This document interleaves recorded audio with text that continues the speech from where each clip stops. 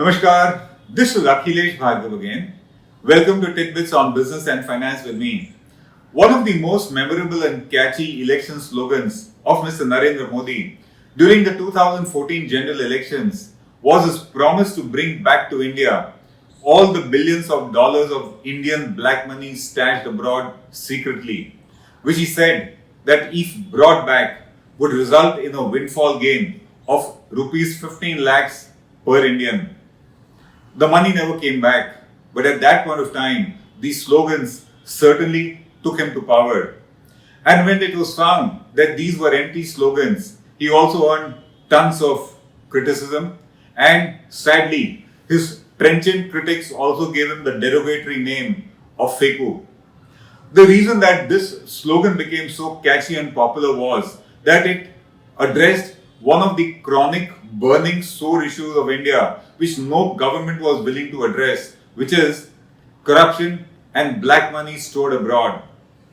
It has always been known that right since independence and probably even earlier, billions of dollars of Indian money has been surreptitiously and secretly sent into tax havens. A lot of it represents black money of taxpayers, but most of it was proceeds of corruption and crime of netas and babus. And this is the reason that the governments have been unwilling to act upon it. It has always been said that this amount lying abroad is so huge that if all of it came back, India's infrastructure deficit problem could be resolved, and so would its poverty be resolved. It is said that it is this money lying in accounts in Switzerland, etc., that countries like Switzerland are prosperous and India remains poor. While it has always been known that lots of black money from India is stored secretly abroad, but there have been no accurate estimates of how much is this amount. It has always been known that countries like Switzerland, rather tax havens like Switzerland, Luxembourg, Liechtenstein, BVI, Bahamas, and many others very secretly hold undisclosed Indian assets, Indian accounts, Indian money. But then, these banks and these countries are obviously very reluctant to give this information because that dilutes and diminishes their own prosperity. Thus, for want of any information, any questioning in the parliament on this matter always drew vague answers. The Congress, when it was in power, always underplayed this problem and underestimated it. And when the BJP was in power, it always exaggerated and overestimated it. In fact, when the BJP was in power, it had said that it estimates that at least over $1,000 billion, which is over $1 trillion of Indian money, is lying secretly in assets and accounts abroad, and demanded action that it be brought back. Interestingly, when the BJP came to power, it said that this amount is not more than a few thousand crores, which is not even a fraction of what it had claimed when it was in the opposition.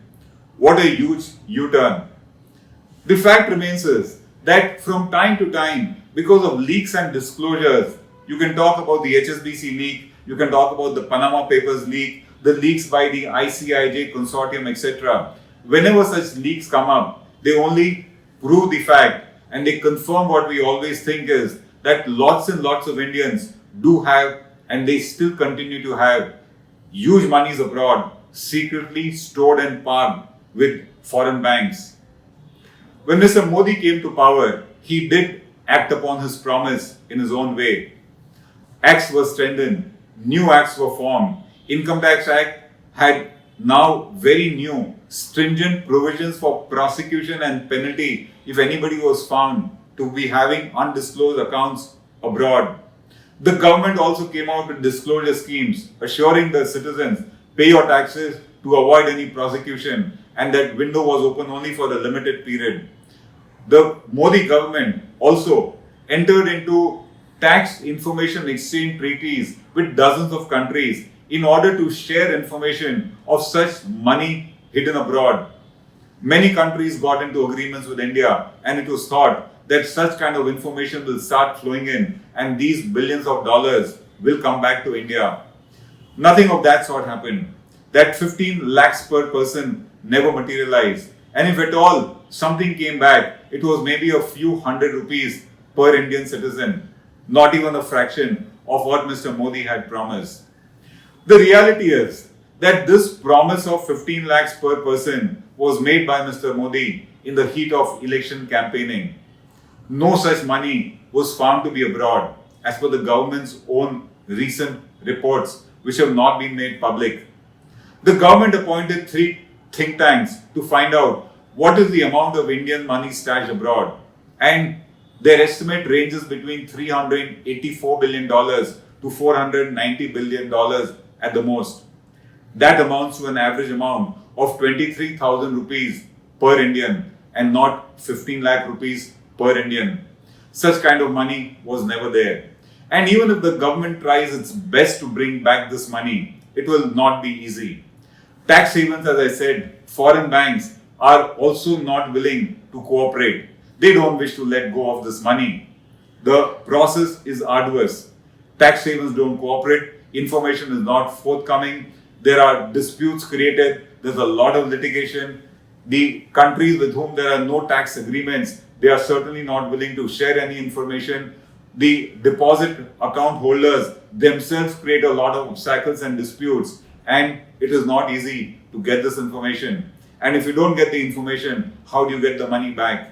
In fact, if you take the case of a country like Switzerland, Switzerland has agreed to share such information with India, but it has refused to share any such information for a period before April 2011, which is when most of the money had gone to Switzerland.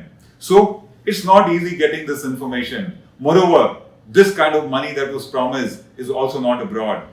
Maybe when Mr. Modi made that poll promise, which was later called a political election jumla, he was not aware of the amount of processes involved before such money comes back. Or maybe he also was not aware of what the amount was.